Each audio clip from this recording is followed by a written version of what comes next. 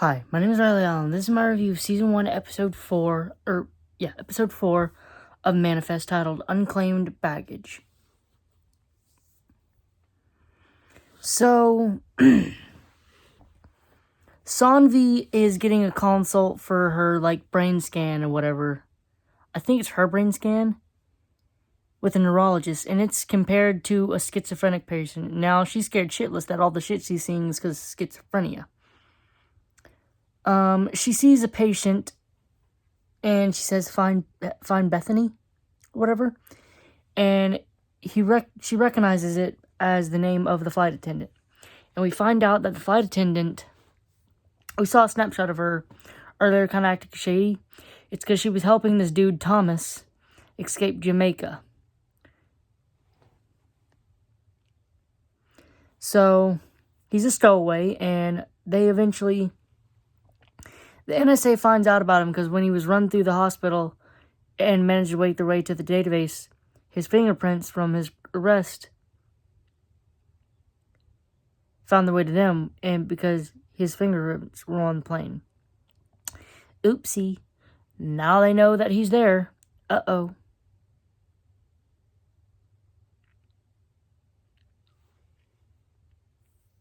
So,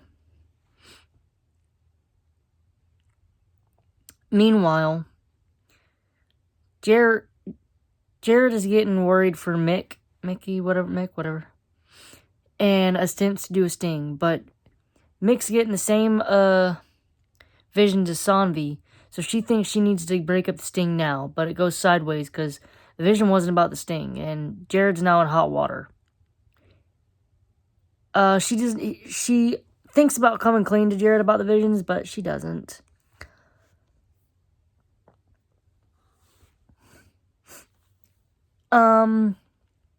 She eventually joins Sanvi and Bethany in helping rescue Thomas and hiding him away in a hidey hole that belonged to Kelly. I think it said it belonged to it was an old boiler room from an old warehouse or whatever that belonged to the woman who was murdered last episode, Kelly Taylor. Meanwhile, Ben has his own drama because Olive got arrested for shoplifting, and she called boyfriend Danny, instead of Ben. So Ben comes, and, he has a good talk with her. And he says, and he promises not to tell, his wife. And to be fair, we don't know if he was telling the truth just yet. He wasn't really given the chance to.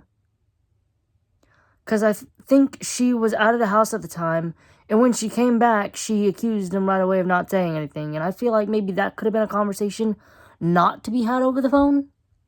Or maybe I'm missing a time skip where she left the house and this is accusations after, but it looked like she was wearing the same clothes that she did when Ben left to get Olive, but, And apparently she learned because Danny called her.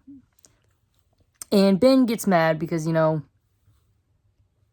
he's both very mad about the Danny situation, but also very understanding, which is just, cool that he's not a complete and utter dick about it. At least he understands that 5 years disappeared. Of course, she would at least try to move on.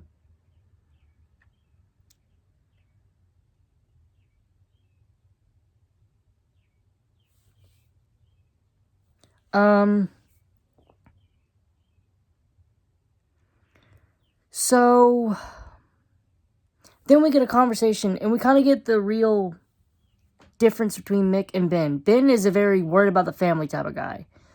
Fuck everybody that isn't them. He needs to worry about himself, his family. But telling Mick that they're being watched by the NSA and that they're now harboring a fugitive. Is that worth it? And I feel like Mick's answer is, yeah, it is worth it. Because she's saving a life. I mean, to me, that justifies the ends to her means. But then Ben goes and throws Jared in her face.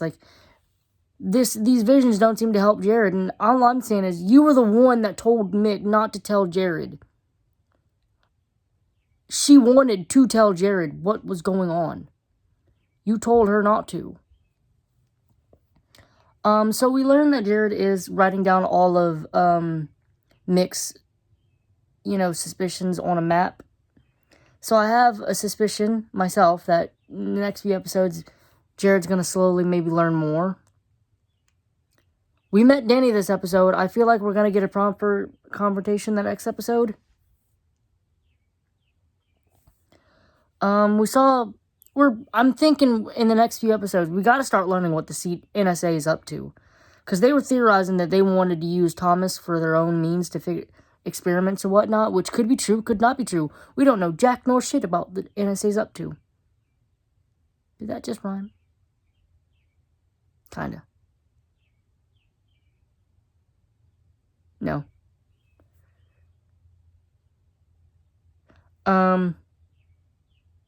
So, I'm guessing Zombie's gonna still,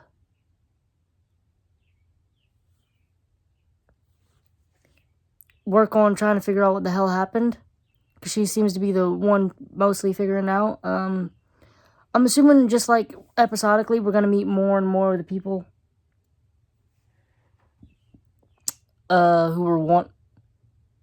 who are on the flight. I'm also thinking, so there was a person of interest list of the 8 whatever passengers that the NSA has, and that's the most people who are the most suspicious. I feel like those are going to be like clues for the people we're going to meet soon. Overall, I enjoyed this episode. I'm going to give it a solid 7 out of 10. Thanks for watching the video.